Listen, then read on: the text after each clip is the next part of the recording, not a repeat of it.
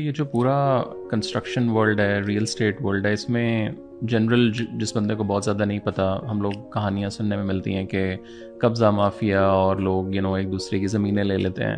تو آپ کے ساتھ کبھی کوئی اس طرح کا انسیڈنٹ یا کوئی ایسا واقعہ ہوا؟ میں ایک چیز آپ کو بتاؤں کہ یہ جو قبضے ہیں نا، یہ اس طرح ہمارے ملک میں اسپیشلی جتنی بھی تھرڈ ورلڈ نیشنز اس میں اس طرح کے چلتی ہیں چیزیں، رسا گیری کرتے ہیں. یہاں ذرا زیادہ نہیں ہے؟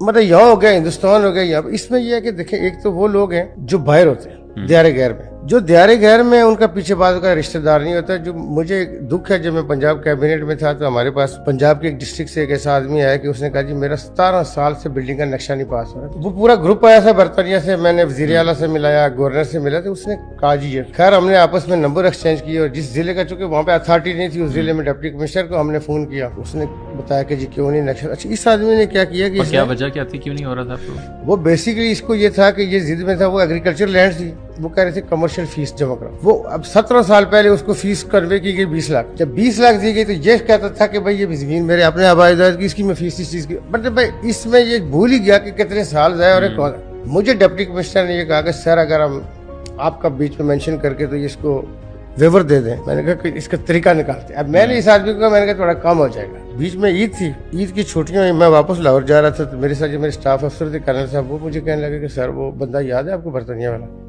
میں نے کہا جی. میں نے سوچا شاید عید پہ اس نے کو سلام بھیج کر سر اس کی ڈیتھ ہو گئی. مجھے دھچکا لگا. میں نے کہا ڈیتھ ہو گئی؟ میں نے کہا سر وہ ڈیتھ ہو گئی تھی لاہور میں. ان کی وائف کا فون آیا تھا آج صبح، تو وہ آئے لاہور سے، انہیں دفنایا نہیں غصے میں. وہ کہتے یہاں نہیں دفنا، واپس برطانیہ لے گئے. ان کا وہاں دفنائیں گے. تو ان کی مسز نے مجھے فون کیا تھا کہ سردار صاحب کو ہماری طرف سے بتائیں کہ میرے خاوند نے لاسٹ جو فون کیا تھا ہمیں ان کے بارے میں، اس نے کہا تھا کہ چنگا بندہ مل گیا، میرا کام ہو جائے گا. بندہ پہلی دفعہ ملا.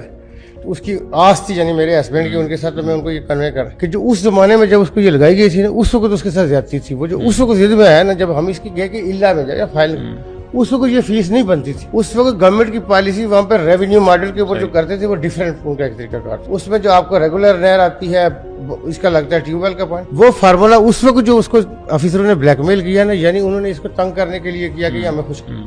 ہم جب اس کو اوورسیز کمیشن کو ضلع کی سطح پہ لے گئے تو اسی طرح ہمارے پاس 600 ارب کی پراپرٹیز اوورسیز والوں کی، جو آپ نے قبضے کا پوچھا، ہمارے لیے رونگٹے کھڑے کرنے والی بات تھی. 600 ارب کی پراپرٹیز پہ قبضے ہوئے.